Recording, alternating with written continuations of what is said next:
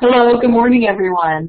My name is Sofia Villalobos and I am here with Hector Noriega, and we're going to teach all of you and just discuss some very important items about tips before you take your proctored exams. So let me introduce Hector. First of all, I'm the Director of Student Services here at Virtual College, and Hector is Student Services Coordinator. He joined us in October. Hello everyone, I'm Hector. Good to meet you all. So I welcome all of you joining us. I also want to let you know that this presentation will be recorded. So if you'd like to view it at another time or even forward it to some of your classmates, I'd appreciate that. I think there's a lot of valuable information here. So it'll be about 30 minutes and we're just going to go ahead and get started. If you have any questions during the presentation, go ahead and use the chat box and type them in, and I will be happy to answer your questions, and Hector will as well at the end of the presentation. So we're going to go ahead and get started with our first slide. So the first thing we wanted to mention is to know the date of your actual exam. And if you're taking more than one virtual college course, it is very possible that your exams will be on different dates. Typically during a major term, the fall or the spring term, you'll have a 3-day testing window. And in the summer, you're likely to have a 2-day testing window. So it's very important that you know how to locate the actual window of your exam and those dates ahead of time. And so we have a link here, which is we update it each term for the midterms and the final exams. And if you click on it, it'll take you outside to a different window, and you can also locate it from our webpage at virtual.mdc.edu. You can click on Current Students, and you'll see there's a link that says Proctored Testing Information. Click here to view the date of your exam. So you would just click on it, enter your course ID, which for example is ENC 1101, and then you're going to see a series of reference numbers. You select yours, and the 3 days of your exam will pop up. So we know that life happens. A lot of our students have family obligations, work obligations, and we know that planning ahead of time is extremely important in all different situations. And the reason that we think that planning ahead of time is so important is because you have several options in taking your test, and we're going to cover those later on in the presentation. So make sure that you save that date, put it on your calendar, select which of those 3 days is most convenient for you, and prepare yourself for the exam. And that's the first step in successfully preparing to take your test. All right, so tip number 2 is pretty much study. As it says on the screen, it's your course and it's your success. So you want to make sure that you're being proactive in reviewing your course materials and your course content at least every day. And you want to make sure that you have a strategy when it comes to studying. So you want to make sure you eliminate as many distractions as possible. So if you have to, seclude yourself in your room, go outside, anywhere that you have your own alone time to actually really focus on your materials, that's definitely one of the best strategies you could use. And don't overwhelm yourself. Every 30 minutes or so, take a 5-minute break, go step outside, just do nothing for 5 minutes, let your mind wander, and it'll kind of like clear its palate so that way it's ready to absorb that material fresh and you can make sure it's stored effectively. And lastly, if you do need help, the help is there for you. There is Smart Thinking as well as the MDC Learning Centers, so you have those academic tutoring resources that are available to you. As a student, students should use them as often as possible if they need to. And I think thinking about what your learning preference is going to help you determine the type of assistance that's going to be best for you. So, for example, if you have a lot of obligations and you don't have a lot of time to make it to an MDC Learning Center for face-to-face tutoring, then you can always use Smart Thinking. Those of you that are already using Blackboard can access Smart Thinking tutoring directly from Blackboard. You go to Course Tools, then you click on Other Tools, and you will see that in alphabetical order, Smart Thinking appears. So just disable the pop-up blocker, and then you can enter Smart Thinking. You can view the different resources that are available there, or you can request an online appointment with a tutor, And then the other option is to maybe submit an essay for review. It doesn't have to be an English class. You guys have papers in all different areas and all different subjects. So if you submit an essay for it to be critiqued, you'll have it after 24 hours with a lot of tips and how to guide you to write better and to get a better grade in the end. So the other option is the MDC Learning Centers. If you like face-to-face tutoring and would rather have that, you're more than welcome to do that if you're a local student. And there is a web page that will show you all of the different options based on which campus is most convenient for you, the hours of tutoring, and the different disciplines that are covered. So really just, like Hector said, be proactive, get yourself out there, and see what is your best option for the resources that are available. So moving on to slide number 3, one of the very important things that you really need to consider is the types of identification requirements to take your Proctored exam. Miami-Dade College, ProctorU, and all of the remote proctors are going to ask you for a government-issued photo ID. So many students show up, they don't realize that their driver's license is expired. If that's the case, you will not be permitted to take the exam. So really pay attention to those details. So you'll need either a passport, a Florida ID, or a driver's license. Those are the types of photo IDs that are government issued that they will accept. And then also have a secondary form of ID available, whether it's a debit card with your picture or, signed on the back, a library card, any type of secondary ID, even in a Miami-Dade College ID. But keep in mind, a Miami-Dade College ID is not going to be the government-issued ID that is required. The other part of it is that the students who decide to take the exam through ProctorU are going to have to go through an authentication process. So the proctor will ask a series of questions from information that's pulled from public records, and they will ask, for example, in 1992, what kind of car did you own? So those are the types of questions that you can anticipate.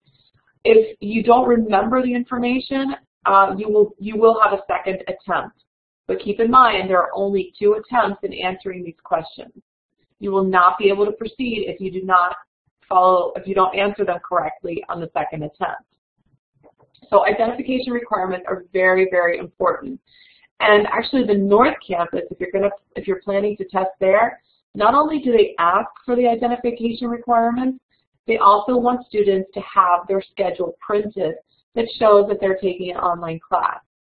So those are just things to keep in mind before you take your exam.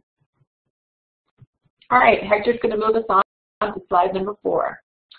All right, so one of the best ways to take your exam would be to go to any one of the 8 Miami-Dade College testing centers. And one of the advantages to this is that there's no fee associated with taking your exam. So if you report to the testing center within the 3-day testing window, you don't have to make an appointment. You can just walk in, and they will accommodate you so that way you can take your exam. The link listed on this slide, it takes you to the hours, schedule, and location of the 8 testing centers.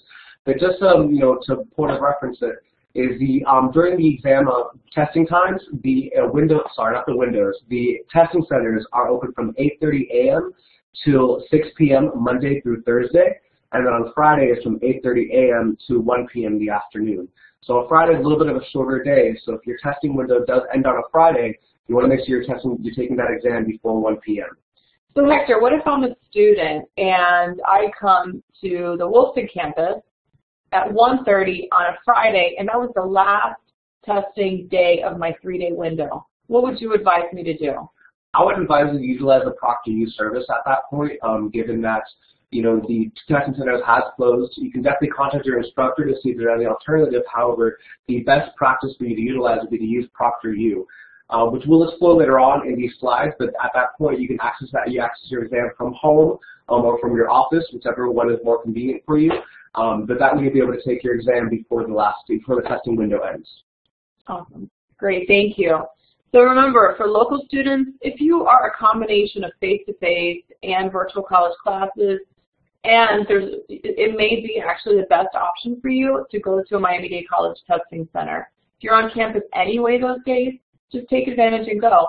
And the reason is there's no fee associated with it. This is the only one of the 3 options that we can definitely say that the students do not have to pay a fee to take their proctored exam. All right, so we're going to go to the next option for students, and this is for using remote proctors. Keep in mind, remote proctors are only approved for students who live outside of Miami-Dade County. And these proctors must be approved by the virtual college. The reason that we ask for students to make sure that they fill out a proctor approval form 2 weeks ahead of time is to allow the virtual college staff, really Hector, to verify who your proctor is to make sure that it is a proctor. So let me give you some examples of remote proctors for those of you who would like to take advantage of this option. If you live outside of the county, you could go to your local community college testing center. You could go to the head of a library. The librarian may be able to proctor your exam. If you are in the military, an educational officer could also proctor your exam. Or staff from Human Resources or a Sylvan or Kaplan Learning Center can proctor your exam. So some of the things that we check are your proctor's email address. If it's a Yahoo or a Gmail account, it's not going to be approved.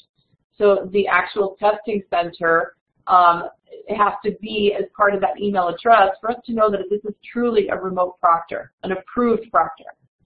So this is a process that we do to make sure that this is an actual proctor. Students, you are responsible for paying any cost that is associated with proctoring your exam. And the reason that a lot of times we suggest ProctorU is because it is more reasonable and a little more economic than a remote proctor. And I say this because I used to work at a testing center, and we actually used to charge $50 for the first hour and $25 for each additional hour afterwards. So as you can see, one of the things that you need to consider in getting a remote proctor is finding out the cost of that exam. While some remote proctors may not charge anything, others can be very pricey. So here is the proctor approval form. Again, you can access this from our webpage, virtual.mdc.edu, by clicking on Current Student and then Proctor Testing Information. But just as an FYI, we've already approved the remote proctors for the midterm, but if this is something that you'd like to do for finals, you would be able to submit your proctor approval form then. And usually the remote proctor approval forms open up about a month or so before the actual exam windows start. So there is definitely ample time for you to get those approval forms in should you need to use them. Great, thanks Hector. All right, so now discussing about ProctorU. So this is the technology-supported proctoring service that we use at Virtual College. And you know, the main benefit of this is that you can pretty much take your exam from home or pretty much anywhere you are, permitting that you are alone and in a closed room. The only technology requirements for this service is that you have a webcam and a microphone. So most new laptops and computers do have those components built into them. However, those are the only technology requirements that you do need other than a stable internet connection. Now the cost does vary depending on the length of the exam. Usually it ranges anywhere from $15 to about maybe $30 to $40 depending on how long the exam is. And like I said, you can take it from home or any other convenient location. The link provided is the ProctorU portal for Miami-Dade College. Here you'll find all the information you need to get started, as well as how to create your username and profile for the ProctorU service, as well as how to register and pay for your exam. Now, as far as using ProctorU, anytime there is any kind of incident that you are not able to access the exam, something happens with your connectivity, or if something happens that you're not able to complete your exam, an incident report is generated and it's sent to all of us here at Virtual College. Well, at that point, we would notify your instructor, and if there was any kind of real issue that was preventing you from doing so, if they would like to allow you another attempt, they would pretty much give us that authorization. But pretty much everything is monitored, so that way you're not alone. There is support available to you, whether it's here at the Virtual College or through ProctorU directly. And this is a lot of times the most convenient option for students because we know that you work, we know that Miami commute is not the most, it's not very easy. Right. But it does require for students to log in, to register themselves, to pay for the length of the exam, meaning the exam length has already been set by your instructor. So there's no use in hurrying throughout the exam because the payment, the registration is all done beforehand. That way, the day that you're going to take the exam, all you do is begin the exam, and that's it. You've already taken care of all the other requirements. All right, great. So we're going to move on to permitted exam materials. This is unique to each exam, and the reason I say this is because, for example, some faculty allow students to use scratch paper, some allow a calculator. It really depends on your instructor. So before the exam, the instructor will notify his or her students which materials are authorized. And whether it's going to be at home with ProctorU or if you're going to go to a testing center, you will be able to take those materials with you because the testing center staff does have a list for each exam, what is permitted and what is not. Now, what is absolutely never permitted is for students to visit external websites during the length of the exam. Students will not be able to use any websites whatsoever. They cannot go in to find answers to questions. They can't go back into the course to review the content. This must be done ahead of time to study. So if there's any questions about the exam materials in which you're authorized to use, please contact your instructor immediately. That way you go to this exam, wherever you decide to take it, with your materials already prepared, which would make the exam experience a lot easier on everybody. Anything you want to add, Hector? No, just, like you said, and like I said on the slide, if you have any questions about any of this, please contact your instructor, as they are the ones who will dictate what kind of materials are authorized during the exam. And then even if you come to Miami-Dade College Testing Center and you see that scratch paper is allowed and you don't have any, they will provide it for you. So that'll be fine. All right, so when it comes to special accommodations, this is particularly important for access students. You got to make sure that you're communicating very clearly with your instructor, as they would make any special accommodations for you in your class. Any necessary arrangements such as increased time or any kind of additional materials that will assist you in taking the exam, that all has to be authorized and set up by the instructor themselves. So you also want to be aware of the assessment time that's allotted. So, for example, if you do need double time, this would be one of those discussions that you would have with your instructor. Nobody else can make these changes or make these accommodations other than your instructor, so that's why it's so crucial you communicate these to your this to your instructor as soon as possible. That way they can make those accommodations ahead of time, and that way we can iron out any kind of hiccups if we need to. Great. Yeah, and typically what happens at the beginning of the term, if any of you are access students, your access advisor sends a letter to your faculty member. So your professor is aware that you need special accommodations, so it would definitely be a good idea to check with your instructor before the exam to make sure that those accommodations will be granted for you before the date of your proctored midterm or final.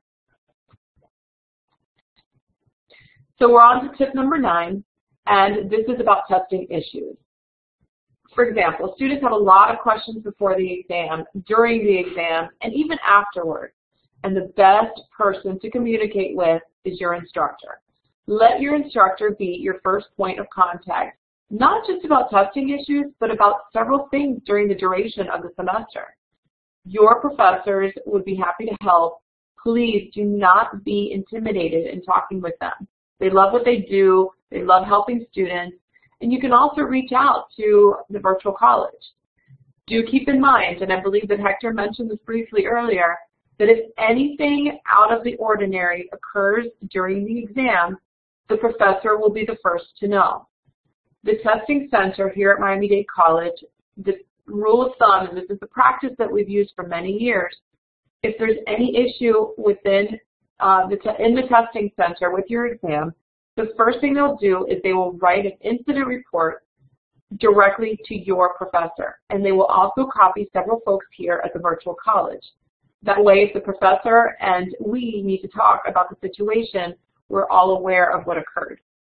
So just avoiding any kind of testing issues is very important, and by that, we encourage you to always communicate with your professor beforehand to see if there's any, issues that you're experiencing, any doubts with the exam, any questions about the authorized materials, or those kinds of things. So please, we really want you to do that. We encourage you to do that. The other important thing to mention is for you to be familiar with the Miami-Dade College Testing, Dishonesty, and Behavioral Guidelines. This applies to whatever test, doesn't matter how you're going to take the test, whether it's here, whether it's through ProctorU or with a remote proctor, all students need to abide by the guidelines. And that gives you just a general laundry list of things that you need to be careful with, tips for you to follow just to avoid any miscommunication or misunderstanding in the testing center. So again, if you have questions, you can also contact us and we'll be happy to help you. And just to add, any solution, the best solution to an issue is a proactive solution. So there are a couple things that you want to, make sure of before you start your exams, that way you do avoid these issues, such as making sure that whether using ProctorU or at the testing center, that you're utilizing Mozilla Firefox as your browser. And you also want to make sure that all the plugins are up to date. So whether you're here at Miami-Dade College Testing Center or taking it from home via ProctorU, or whether you're at a remote proctor, these are just a few things you want to look for to make sure to kind of reduce the probability of issues. Because more often than not, it's usually that they're using the wrong browser and it's not supporting the plugin that's needed in order to show the content. So those are just a few things you can do in order to avoid these issues. So keep that in mind when you're taking your exams. I love what Hector said about being proactive, and if any of you have really looked around the course and clicked on your proctored testing folder, you will see that there are two versions of the proctored exam. There's the local and the remote. Keep in mind and help your proctor out if they're not, if they're a little confused with it. The only time that you're going to click on the local proctored exam is when you're testing in a Miami-Dade College Testing Center. Any place outside of that, if you're going to use ProctorU or you're testing in another institution, then you're going to click on the remote exam. So just those little tips I kind of think help students to just be aware and to make your proctored testing experience flow really smoothly. All right, and lastly, and most importantly, you got to take care of yourself. You got to sleep well, you got to eat well, you got to be well. You can't really do any kind of good in the world if you're not taking care of yourself. So that's really half the battle when it comes to taking your exams. In addition to studying, you won't be able to absorb any of that material or focus if you're not really taking care of yourself. It's amazing what sleep deprivation can do to us. So you want to make sure you're getting at least 8 hours. I know that sounds impossible sometimes, but you got to make sure that you're getting some kind of decent sleep. And eating well, this is just it's a big component. It's like fuel to a furnace. You got to add the food in there to keep yourself going. And make sure you eat breakfast because that is the most important meal of the day. Absolutely. Especially if you're planning to visit a testing center or take your test in the morning. We've run some numbers in the past, and I think it's interesting to note that the majority of our virtual college students will visit a testing center in the morning hours. And that is when most students decide to take their proctored exam. So make sure that you eat a nice breakfast, that you're not starving during the exam, you feel comfortable, and that you're in a good mood. Just go into the exam with a positive attitude. What you think is what you are. So make sure that you are fully prepared, that your mind is in a good place, and that you've slept well and you've eaten well. And that'll definitely affect your performance on your exam. And with that, I'd like to move on to our last slide to offer all of you contact information for me and for Hector. You are all welcome to contact us if you have any questions about proctored testing or about anything else about the virtual college and our courses. If you have a situation you'd like to run by one of us, we'll be happy to listen and extend the help that we can. And I wish all of you the best during your proctored exam. If there's any questions, please also don't hesitate to contact your instructor. They have so much experience in this. They have experience working with students, and they want to see all of you succeed. Anything else you want to add? Study hard, good luck, and be well. Thank you all. Thank you for joining us. Again, this is a recorded presentation, and you may pass this along to any classmate or anyone who you think would benefit from this. We definitely wish you the best during your proctored exams and during the rest of your course. We wish you the best on your academic journey with virtual college. Take care. Bye.